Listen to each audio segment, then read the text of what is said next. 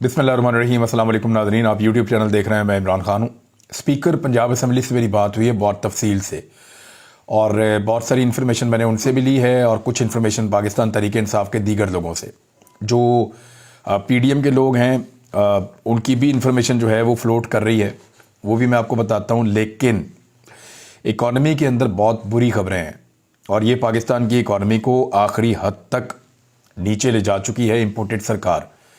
तवज्जो ना पाकिस्तान के इदारे इस तरफ दे रहे हैं, ना पाकिस्तान की हुकूमत इस तरफ दे रही है, और कोई इसमें झांक कर देखने को तैयार नहीं है कि पाकिस्तान की इकॉनमी की हालत क्या कर दी है इस इम्पोर्टेड सरकार ने।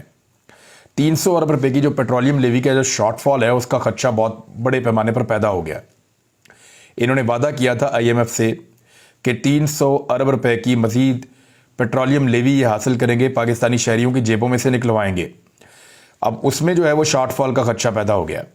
इंटरनेशनल मॉनिटरिंग फंड IMF ने लेवी की मद में 300 अरब रुपए का जो शॉर्टफॉल पूरा करने की हिकमत अमली है वो मांगी है वजारत ख़जाना से कि आप ये हमें दें, और इनके पास कोई प्लान नहीं है। यानी जो टोटल कहा गया था वो ये कहा गया था कि 850 अरब रुपए की लेवी की मद में हासिल करने का एक मुआहदा किया था, यानी 850 अरब रुपए पेट्रोल की कीमत के ऊपर इजाफी लिए जाएंगे पाकिस्तान के शहरियों से। ये मुआहदा किया था पाकिस्तान की हुकूमत ने IMF के साथ। ताहम 850 अरब रुपए पेट्रोलियम डेवलपमेंट लेवी का हदफ हासिल ना होने का खदशा है और इसमें 300 अरब रुपए डाउन जा रहे हैं। जबकि एक और खबर के मुताबिक ये जो दिसंबर का महीना है, इसमें जो टैक्स कलेक्शन हो रही है पाकिस्तान में, क्योंकि लगातार पाकिस्तान अपने अहदाफ टैक्स कलेक्शन के पूरे नहीं कर पा रहा। पिछले साल अगर आप मेरे वीलॉग्स निकालें तो उनमें हम आपको ये खुशखबरी सुनाते थे हर महीने कि इन 3 महीनों के बाद या इस महीने के अंदर या अगले आने वाले चंद महीनों में ये टारगेट है। तो हम आपको बताते थे कि पाकिस्तान ने अपने टारगेट से ज़्यादा टैक्स कलेक्शन के अहदाफ पूरे किए हैं। हम आपको हर महीने ये बता रहे होते थे, और इस पर इमरान खान साहब के बाकायदा ट्वीट्स मौजूद हैं। 1 साल पुरानी बात है, जिसमें वो मुबारकबाद दे रहे थे अपनी FBR की टीम को कि उन्होंने अपने टैक्स कलेक्शन के अहदाफ ना सिर्फ पूरे किए बल्कि उनको क्रॉस किया। एक पीछे साल था कामयाबियों का साल, और अब साल है नाकामियों का साल। अभी भी जो है वो टैक्स कलेक्शन का जो टारगेट है, सिर्फ दिसंबर के महीने में 250 से 300 अरब रुपए जो है वो नाकामी का खदशा पैदा हो गया है। अभी ये दिसंबर का महीना खत्म होने लगा है तो कम से कम 250 अरब रुपए का नुकसान होगा या खसारा होगा। ज्यादा से ज्यादा ये 300 अरब रुपए और इसके आसपास भी हो सकता है। देखिए, अगर ये हो जाता है ना, और IMF भी पाकिस्तान को पैसे नहीं देता, क्योंकि IMF को मुतमईन करने में इसहाक डार मुकम्मल तौर पे नाकाम हो चुके हैं। IMF को आदत है बातचीत करने के लिए कि वो इकोनॉमिस्ट के साथ बात करते हैं जो मईशत दान होते हैं। इसहाक डार मईशत दान नहीं है, वो अकाउंटेंट हैं, और वो अदादुशुमार की बात करते हैं। तो IMF को इसहाक डार की समझ नहीं आ रही और इसहाक डार को IMF की पहले ही समझ नहीं थी। तो इसकी वजह से एक बड़ा खौफनाक गैप पैदा हो गया है। जब तक इसहाक डार साहब अपने आप को मईशतदान समझते रहेंगे और वो मईशत चलाने का काम करते रहेंगे, पाकिस्तान के उभरने के इम्कानात बहुत कम है। खजाने के अंदर पहले ही 6.1 अरब अमरीकी डॉलर्स बचे हैं, और पाकिस्तान अंदरूनी तौर पे भी पैसे इकट्ठे करने में नाकाम हो गया। वो इसलिए कि पाकिस्तान ने 2 मरतबा कोशिश की है, नवंबर और दिसंबर में, कि पाकिस्तान इन्वेस्टमेंट बॉन्ड्स की ऑक्शन की है पाकिस्तान ने 2 मरतबा। एक पाकिस्तान ने की है 29 नवंबर 2022 को, और फिर लगभग 3 हफ्ते के बाद 21 दिसंबर 2022 को। तो लोगों ने इसमें भी दिलचस्पी शो नहीं की, और लोग हुकूमत के ऊपर एतबार करने को तैयार नहीं हैं। क्रेडिबिलिटी इस हुकूमत की नहीं है, और हालात ये पैदा हो गए हैं, ये पाकिस्तान को ऐसे चला रहे हैं जैसे 18वीं 19वीं सदी है। अभी इस्लामाबाद में दहशतगर्दी के वाक़े के बाद फौरी तौर पे दफ़ा 144 नाफज कर दी गई है। यानी हमारे पास आज भी दहशतगर्दी का हल यही है, इस हाई टेक दौर के अंदर जहां दुनिया कहां से कहां पहुंच गई है, और IT के शोबे में पाकिस्तान तरक्की कर रहा था कुछ अर्सा पहले तक, और हम देख रहे थे 40% 50% हर साल का डाटा आ रहा था तरक्की करने का। उसका भी पहिया रोक दिया, बल्कि वो उल्टा पहिया चल गया है मौजूदा हुकूमत की पॉलिसीज की वजह से, और कुछ कॉन्फिडेंस शेक हुआ यहां पाकिस्तान में लोगों का उसकी वजह से। तो डबल सवारी पे पाबंदी लगा दी है जी हमने दहशतगर्दी से बचने के लिए। कैसा जा रहा था मुल्क, जबरदस्त एक्सपोर्ट्स बढ़ रही थी, पाकिस्तान तरक्की कर रहा था। 6% की रफ्तार के करीब पाकिस्तान 2 साल तरक्की करता रहा है। 17 साल के बाद पाकिस्तान की इकॉनमी स्टेबल हुई थी। पाकिस्तान दुनिया डॉलर नहीं भेज रही थी, डॉलर का फ्लो नहीं हो रहा था, फिर भी इकॉनमी खड़ी हो रही थी, इंडस्ट्री बढ़ रही थी, चीज़ों की पैदावार में इजाफा हो रहा था, अजनास की पैदावार में इजाफा हो रहा था, एक्सपोर्ट्स पाकिस्तान की बढ़ रही थी, पाकिस्तान के ज़र मुबादला के ज़खायर बढ़ रहे थे, पाकिस्तान के खसारे कम हो रहे थे, कर्जे रिकॉर्ड इमरान खान साहब के दौर में उतारे गए हैं। ऐसी सूरत हाल में पाकिस्तान के अंदर रजीम चेंज ऑपरेशन करके उस मुल्क के अंदर 11% से महंगाई बढ़ाते हुए उठाकर 50 साल 60 साल का महंगाई का रिकॉर्ड ही तोड़ दिया। ये किया तजर्बाकारों ने इस मुल्क के साथ, और अब मुल्क की सूरत हाल को कंट्रोल करने में मुकम्मल तौर पे ऐसा लगता है कि नाकाम हो चुके हैं। अच्छा खासा चलता हुआ मुल्क, उसकी हालत क्या कर दी है, और अभी भी दिल नहीं भर रहा। अभी भी टारगेट इमरान खान को ही करना है, अभी भी पूरी कोशिश है उसका रास्ता रोका जाए, लेकिन रोकेंगे कैसे? पब्लिक उसके साथ है। जान से मारने की कोशिश की गई, उसमें कामयाब नहीं हुए, और अब कोशिश है कि इमरान खान का रास्ता रोका जाए। रोकेंगे कैसे? पब्लिक उसके साथ है। यानी परसों रात को भी एक शब खून मारा गया, पंजाब का वजीर आला ही फारग कर दिया, और ऑफिसर्स को मुबैना तौर पे बाकायदा कमरे में बंद करके उनसे दस्तखत करवाए गए कि हुकूमत फारग हो गई है, ये समरियों के ऊपर दस्तखत करो, और उनसे अहकामात जारी करवाए गए। 24 घंटे भी ये ड्रामा नहीं चला। ये 1990 नहीं है साहब, 1980 नहीं है, या ये मार्शल लॉ लगाकर लोगों को कंट्रोल करने का दौर भी नहीं है। ये सोशल मीडिया का दौर है। आप लोगों के मुंह तो बंद कर देंगे, लेकिन उनकी सोच को कैसे बदलेंगे? और जब सोच नहीं बदलेगी तो जब लोगों को समझ आएगी, लोग दोबारा बोलना शुरू करेंगे, और लोग बोलते चले जा रहे हैं। अभी दोबारा एक मंडी लगाई गई है पंजाब में, लोगों को टेलीफोन कॉल्स की जा रही हैं, उनसे राब्ते किए जा रहे हैं, उनके साथ सौदेबाजी की जा रही है कि आप आएँ और आकर हमसे पैसा पकड़े और अपनी ईमानदारी तब्दील कर लें, यानी आप अपना ईमान तब्दील करें और जमात तब्दील कर लें। अब इस वक्त जो है वो सूरत हाल ये है कि सफ्तान खान साहब ने जो आईनी नुक्ता नज़र से मुझे बताया, उन्होंने कहा जी कि हमने अदालत की बात इसलिए मानी है कि हमारे पास अपनी स्ट्रेंथ पूरी है, अगर कुछ भी हो जाए आखिर में ये गेम इमरान खान साहब के हाथ में आनी है। सफ्तान खान साहब को ऐसा क्यों लगता है, ये है इस वक्त तक का सबसे बड़ा सवाल। उन्हें ऐसा क्यों लगता है? उन्हें ऐसा इसलिए लगता है कि परवेज इलाही साहब के नंबर जितने भी कम हों या पीटीआई के, वो उतने कम नहीं हो सकते जिनसे हमजा शहबाज जो है वो वज़ीर आला पंजाब बन जाए।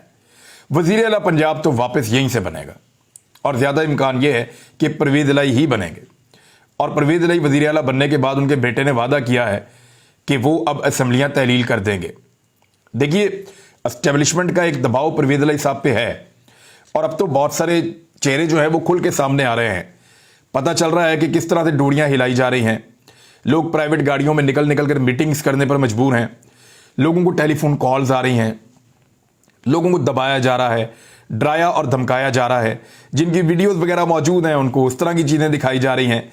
तो पूरा का पूरा जो निज़ाम है वो एक मरतबा फिर हरकत में आ चुका है, एक सिस्टम को बचाने के लिए, निज़ाम को कायम रखने के लिए, जिसको इमरान खान साहब चैलेंज कर रहे हैं कि नहीं, मैं इस हुकूमत को नहीं मानता, ये लेजिटिमेट हुकूमत नहीं है, ये रजीम चेंज ऑपरेशन के नतीजे में बनी है, मुझे हर हाल में पाकिस्तान को इंतखाबात की तरफ लेकर जाना है। लेकिन इमरान खान साहब का प्लान ये था कि खैबर पख्तूनख्वा और पंजाब दोनों असम्बलियों में एक ही वक्त के अंदर वो कोशिश करेंगे कि असम्बलियाँ तहलील हों। उसकी वजह यह है कि खाली खैबर पख्तूनख्वा की असम्बली तहलील करके फ़ायदा कोई नहीं है, और खाली पंजाब असम्बली तहलील करके भी फ़ायदा कोई नहीं है। तो वो जब भी करना चाहेंगे दोनों सूबाई असम्बलीज़ को एक साथ तहलील करेंगे। अब ये मामला लगभग लटक जाएगा 1 महीने तक, यानी मैक्सिमम भी जाएगा तो 1 महीने तक लटक जाएगा। और ये मामला अगर इतना लटक जाता है तो फिर रमज़ानुल मुबारक के बाद इंतखाबात होंगे। पाकिस्तान तहरीक इंसाफ की ये जो ख्वाहिश थी कि रमज़ानुल मुबारक से पहले इंतखाबात हों, वो पूरी नहीं होगी। अब ज़रा ऑप्शंस देख लें जो मेरी बात हुई है सफ्तान खान साहब से। वो एक तो जो वज़ीर आला के ख़िलाफ़ अदम एतमाद की तहरीक है वो वापस ले ली है अपोजिशन ने, पीडीएम ने, और वो इसलिए वापस ली है कि उनके पास वोट पूरे नहीं हैं। ये उन्होंने अपना शिकस्त का एतराफ़ किया है। अगर उनके पास वोट पूरे होते तो वो अदम एतमाद की तहरीक कभी भी वापस ना लेते। उन्होंने बहाना ये बनाया कि क्योंकि वज़ीर आला को फारिग कर दिया गया है, लिहाजा हमें अदम एतमाद की तहरीक की अब ज़रूरत नहीं है। तो जैसे ही अदालत ने वज़ीर आला पंजाब को बहाल किया है, उनकी काबीना को बहाल किया है, तो फौरी तौर पे दोबारा अदम एतमाद की तहरीक अपोजिशन ने जमा क्यों नहीं करवाई? वो इसलिए नहीं करवाई कि सप्तान खान उसके ऊपर कार्रवाई शुरू करवा देंगे और फिर अपोजिशन को कहेंगे कि लेकर आओ अपने बंदे 186 पूरे करो, और वो उनसे कभी भी नहीं होंगे। सुप्रीम कोर्ट का फैसला आने के बाद, जिसमें कानून बड़ा वाजे हो गया है कि किसी भी लोटे का ना वोट गिनती होगा, और बल्कि गिनती होना तो दूर की बात है, उसकी सीट भी चली जाएगी। तो इसको तो आप एक चीज को कर लें क्लियर। अब आ जाए सप्तान खान साहब ने करना कैसे है। उन्होंने कहा जी एतमाद के वोट के ऊपर हम सबसे पहले काम करेंगे कि परवेज इलाही साहब एतमाद का वोट हासिल करें। परवेज इलाही साहब एतमाद का वोट हासिल करेंगे, उसके बाद की बात है कि vote of no confidence speaker और डिप्टी स्पीकर का जो पेंडिंग पड़ा हुआ है वो मामला उसके बाद होगा। और बकौल स्पीकर के ये उनकी सवाबदीद है कि वो कौन से वाले मामले को पहले टेकअप करना चाहते हैं। तो देखिए, सबसे पहले जो चीज मूव हुई थी वो गवर्नर ने कहा था कि एतमाद का वोट लें।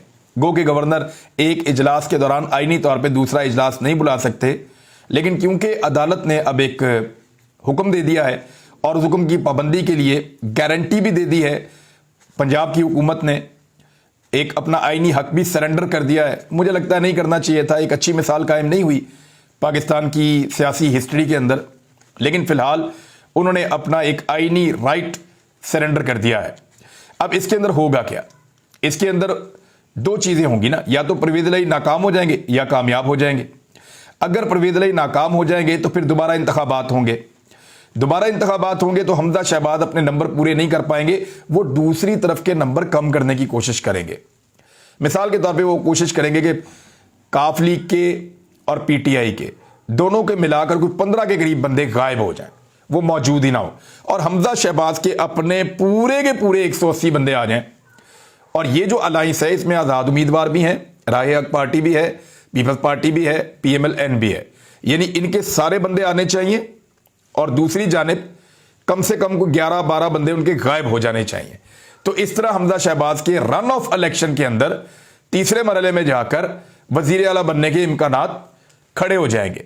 लेकिन जो लोग अपनी पार्टी को दगा देंगे, धोखा देंगे, उन लोगों को हटा दिया जाएगा और फिर दोबारा इलेक्शन होंगे, और जब दोबारा इलेक्शन होंगे डिफेक्शन क्लॉज लगने के बाद, तो फिर दोबारा से स्ट्रेंथ बढ़ जाएगी पाकिस्तान तहरीक इंसाफ की। तो हमजा शहबाज अगर वजीर आला पंजाब बन भी जाएं तो बमुश्किल 2 महीने निकाल पाएंगे, इससे ज्यादा नहीं निकाल पाएंगे। सप्तान खान साहब ने एक और चीज कंफर्म की है कि अगर परवेज इलाही साहब एतमाद का वोट हासिल कर लेते हैं और इस बात का पता चल जाता है अपोजिशन को कि परवेज इलाही साहब एतमाद का वोट हासिल करने वाले हैं और वो उससे पहले अदम एतमाद की तहरीक पेश कर देते हैं, तो फिर दोबारा परवेज इलाही के खिलाफ अदम एतमाद की तहरीक वैलिड हो जाएगी और फिर वो असेंबलियां तहलील नहीं कर सकेंगे जब तक कि अदम एतमाद के ऊपर वोटिंग नहीं हो जाती। मैक्सिमम 5 दिन और खींचा जा सकता है, इससे ज्यादा हो नहीं सकता। और सप्तान खान साहब कह रहे हैं, वो फिर मेरी सवाबदीद है कि मैं कौन सी चीज को पहले टेकअप करता हूं और कौन सी चीज को बाद में टेकअप करता हूं। ये सप्तान खान साहब कह रहे हैं क्योंकि स्पीकर वो हैं पंजाब असेंबली के, उनके पास अपने कुछ इख्तियारात हैं जिनको वो कह रहे हैं कि ये एक्सरसाइज करने का वक्त है और मैं करूंगा। अब इस मामले को मैक्सिमम कितना खींचा जा सकता है? यानी मैंने जब ये पूछा सप्तान खान साहब से तो उन्होंने कहा कि दिसंबर में तो नहीं, अब ये जनवरी के अंदर होगा। यानी अब 23 दिसंबर था आज, आगे ये क्रिसमस आ रही है, उसके बाद न्यू ईयर की एक्टिविटीज वगैरह आ रही हैं, अदालतों में भी छुट्टियों पे अदालतें भी जा रही हैं। तो मेरे ख्याल में दिसंबर के इख्तिताम पे हो सकता है कि जिस वक्त पाकिस्तान तहरीक इंसाफ कंफर्टेबल होगी, अब 11 जनवरी तक का वक्त है, जिस दिन भी पाकिस्तान तहरीक इंसाफ कंफर्टेबल होगी उनके बंदे पूरे हो जाएंगे। यानी 180 बंदे जिस वक्त पाकिस्तान तहरीक इंसाफ किसी होटल में ठहरा लेगी अपने कि ये 180 बंदे हमारे आ चुके हैं, हमने अपने बंदे पूरे कर लिए हैं, और काफ लीग अपने 10 बंदे किसी एक जगह पे ठहरा लेगी और उनके 190 बंदे पूरे हो जाएंगे दोनों के, उस दिन वो एतमाद का वोट हासिल करने के लिए बसों में बैठकर जाएंगे और वहां पर जाके अपना एतमाद का वोट परवेज इलाही साहब हासिल करेंगे। उस वक्त जो अपोजिशन है वो अदम एतमाद की तहरीक जमा करवा देगी। अब ये मुझे ऐसा लगता है कि ये यकम से 10 जनवरी के दरमियान का कोई दिन होगा, हो सकता है 5 जनवरी से पहले हो जाए, और होना भी ऐसे ही चाहिए, लेकिन मैक्सिमम ये वहां तक जा सकता है। और उसके बाद अगर अदम एतमाद की तहरीक आई होगी तो अगले 3 दिन के अंदर अंदर या 4 दिन के अंदर अंदर 15 जनवरी से पहले पहले स्पीकर पंजाब असेंबली अदम एतमाद पर वोटिंग के लिए भी कह सकते हैं अपोजिशन को, और उसमें तो वो 100% नाकाम होंगे, कामयाबी के तो इम्कान उसमें है ही नहीं, क्योंकि अगर यहां नंबर पूरे हैं तो फिर वहां नंबर कभी भी पूरे नहीं हो सकते। उसके बाद परवेज इलाही साहब असेंबलियां तहरील कर देंगे। तो अगर इसको बहुत ज्यादा भी खींच लेंगे, बहुत ज्यादा ड्रैग भी करेंगे, तो 15 जनवरी तक ये मामला जा सकता है, उससे आगे नहीं जा सकता। अब एक और चीज देखें कि अगर हमजा शहबाज को वजीर आला बनाना है तो फिर रास्ता कौन सा बाकी है, क्योंकि बहुत ताकतवर लोग काम कर रहे हैं ना। तो रास्ता बस सिर्फ एक ही है, वो रास्ता ये है कि काफ लीग टूट जाए और उसका पार्लिमानी लीडर बदल जाए, परवेज इलाही के लोग उसको छोड़ जाएं, या परवेज इलाही खुद हुक्म दे दें काफ लीग को कि हमजा शहबाज को वोट डाल दो। इसके अलावा कोई रास्ता नहीं बचा। अब तक के लिए इतना ही। अपना ख्याल रखिएगा, अपने इस चैनल का भी। अल्लाह हाफिज।